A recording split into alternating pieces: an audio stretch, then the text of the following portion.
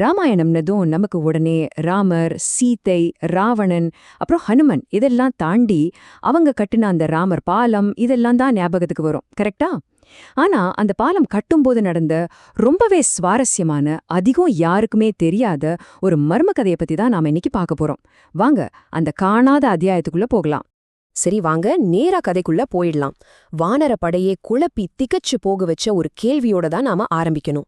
அதாவது, ராமரோட திருநாமம் எழுதின ஒரு கல் எப்படி எப்படி இங்க கடல்ல மூழ்க முடியும்?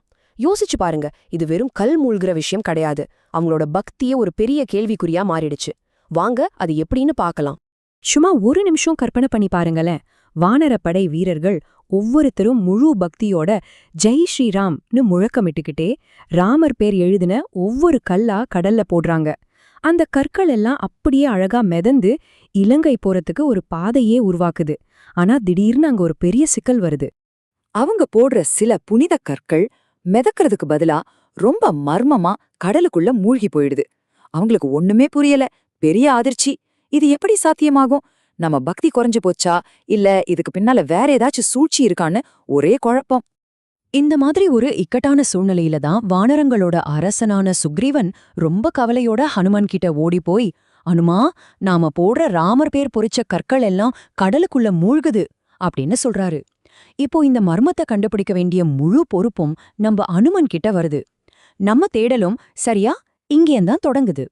இந்த மர்மத்தோட முடிச்சு எங்க இருக்கு தெரியுமா? கடலுக்கடியில, இலங்கையில.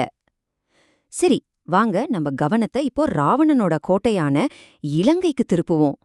அங்க இந்த கதைக்கு ரொம்ப ரொம்ப முக்கியமான, ஆனா நமக்கு அதிகம் தெரியாத ஒருத்தர் இருக்காங்க. அவங்க பேரு சுவர்ணா மத்ஸ்யா, ராவணனோட அன்பு மகள். ஒரு அழகான கடல் கன்னி. சொல்லப்போனா கடலுக்கு அடியில வாழ்ற கடல் கன்னிகளுக்கெல்லாம் அவங்கதான் ராணி. அப்பா மேல அவ்ளோ பாசம், உசிரையே வச்சிருக்காங்க. ராவணன் என்ன சொன்னாலும் அதுதான் அவங்களுக்கு வேத வாக்கு. இங்கதாங்க ராவணனோட அந்த தந்திரமே வேலை செய்து. அவன் தம் மகள்கிட்ட போய், நான் ரொம்ப விரும்பின ஒரு பெண்ணை ஆசையா இலங்கைக்கு கூட்டிட்டு வந்தேன், அதனால அவளோட ஆட்கள் எல்லாம் என்ன கொல்றதுக்காக ஒரு பாலம் கட்டுறாங்கன்னு சொல்லி தன்னை ஒரு அப்பாவி மாதிரி காட்டிக்கிறான். பாருங்க, சீதைய கடத்திட்டு வந்ததை சுத்தமா மறைச்சு கதையே அப்படியே தலைகீழா மாத்தி சொல்றான். அப்பா மேல இருந்த அந்த அளவு கடந்த பாசத்தால ராவணன் சொன்ன பொய்ய ஒரு வார்த்தை கூட யோசிக்காம அப்படியே நம்பிட்டாங்க ஸ்வர்ணா மத்ஸ்யா. தன் அப்பாவை காப்பாத்தணுங்கிற ஒரே ஒரு நோக்கத்துல அந்த பாலம் கட்டுற வேலைய எப்படியாவது தடுத்து நிறுத்தணும்னு முடிவு பண்றாங்க.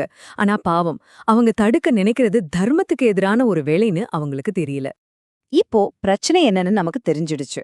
ஆனா வானர படைக்கு இன்னும் இது எதுவுமே தெரியாது. இந்த மர்மத்தை உடைக்க நம்ம கதாநாயகன் அனுமன் கடலுக்குள்ளேயே இறங்கி என்னதான்னு பார்க்க முடிவு பண்றாரு. வாங்க கடலுக்கடியில என்னதா இருக்குன்னு நாமளும் சேர்ந்து பாப்போம். நம்ம அனுமன் வெறும் வீரர் மட்டும் இல்லைங்க, அவர் ஒரு சிறந்த துப்பறிவாளரும் கூட. முதல்ல பிரச்சனை என்னன்னு நல்லா கவனிக்கிறாரு. அப்புறம் அதோட மூல காரணத்தை கண்டுபிடிக்க கடலுக்குள்ள இறங்கி அந்த தடைய பின்தொடர்ந்து போறாரு. ஒரு உண்மையான டிடெக்டிவ் செய்யற மாதிரி ஸ்டெப் பை ஸ்டெப்பா போறாரு. இப்போதான் கதையோட முக்கியமான கட்டத்துக்கே வரும். கடலுக்கு அடியில அனுமனும் ஸ்வர்ணா மத்ஸ்யாவும் சந்திக்க போறாங்க. இந்த சந்திப்பு தான் எல்லா மர்மங்களையும் உடைச்சு உண்மைய வெளிச்சம் போட்டு காட்டப்போகுது. கடலுக்குள்ள போன அனுமன் ஒரு நிமிஷம் அப்படியே ஸ்தம்பிச்சு போறாரு. ஏன்னா அவர் பாக்குற காட்சி அப்படி. அங்க கற்கள் மூழ்கவே இல்ல. லட்சக்கணக்கான கடல்கன்னிகள் அந்த ராமர் பேர் எழுதின கற்கள் எல்லாம் தூக்கிட்டு வேற ஒரு இடத்துக்கு கொண்டு போய்கிட்டு இருக்காங்க. அப்போதான் அனுமனுக்கு புரியுது, ஓஹோ, கற்கள் மூழ்கல, கடத்தப்படுது. அனுமன் உடனே அந்த கடல் கன்னிகளை பின்தொடர்ந்து போய் அவங்களோட ராணியான ஸ்வர்ணா மத்ஸ்யாவை சந்திக்கிறாரு. ஏன் இப்படி செய்றீங்கன்னு அனுமன் கேட்க, நீங்க தானே எங்க அப்பாவை கொல்ல பாக்குறீங்கன்னு ஸ்வர்ணா மத்ஸ்யா ரொம்ப கோவமா கேக்குறாங்க. அப்போதான் அனுமன் ரொம்ப பொறுமையா, இல்ல தாயே, கடத்தப்பட்ட சீதைய மீட்க தான் நாங்க போராடுறோம், இது தர்மத்துக்கான போர்னு உண்மைய முழுசா விளக்கி சொல்றாரு. எப்பவுமே உண்மைக்கு ஒரு தனி சக்தி இருக்கலையா? அது மாதிரி அனுமன் சொன்ன உண்மைகளை கேட்டதும் ஸ்வர்ண மத்ஸ்யாவுக்கு தான் அப்பா சொன்னது அத்தனையும் பொய்ன்னு கொஞ்சம் கொஞ்சமா புரிய ஆரம்பிக்குது. இங்கிருந்துதான் கதை ஒரு நல்ல முடிவு நோக்கி போகுது. உண்மையை தெரிஞ்சுக்கிட்ட சுவர்ணா மத்ஸ்யாவுக்கு மனசே உடைஞ்சு போயிடுது. ஐயோ, தெரியாம எவ்ளோ பெரிய தப்பு பண்ணிட்டனே அப்படின்னு ரொம்பவே வருத்தப்படுறாங்க. அப்பா மேல வச்சிருந்த பாசம் இப்போ அவங்களையே ஒரு குற்றவாளியா உணர வைக்குது. ஆனா சுவர்ண மத்ஸ்யா வெறும் வருத்தத்தோட மட்டும் நின்னுடல. உடனே தான் செஞ்ச தப்ப சரி பண்ணணும்னு முடிவு பண்றாங்க. தன்னோட கடல்கன்னி படகிட்ட எடுத்த எல்லா கற்களையும் உடனே கொண்டு போய் பழைய இடத்திலேயே வைங்கன்னு ஒரு உத்தரவு போடுறாங்க. தடைப்பட்ட பாலம் கட்டும் பணி இப்போ அந்த கடல்கன்னிகளோட உதவியோடவே மறுபடியும் தொடங்குது. ஆஹா, ராமாயணத்திலேருந்து நமக்கு தெரியாத இந்த அழகான கதை பல விஷயங்களை நமக்கு சொல்லிக் கொடுக்குது. கண்ணை மூடித்து ஒருத்தரை நம்புறது எவ்ளோ ஆபத்தானது, உண்மைக்கு எவ்ளோ பெரிய சக்தி இருக்கு, தப்ப உணர்ந்தா உடனே திருத்திக்கணும்னு பல பாடங்கள் இதுல இருக்கு. சரி, நீங்க என்ன நினைக்கிறீங்க? இந்த கதை மூலமா நீங்க கத்துக்கிட்ட பாடம் என்னன்னு யோசிச்சு பாருங்க. மீண்டும் சந்திப்போம். நன்றி.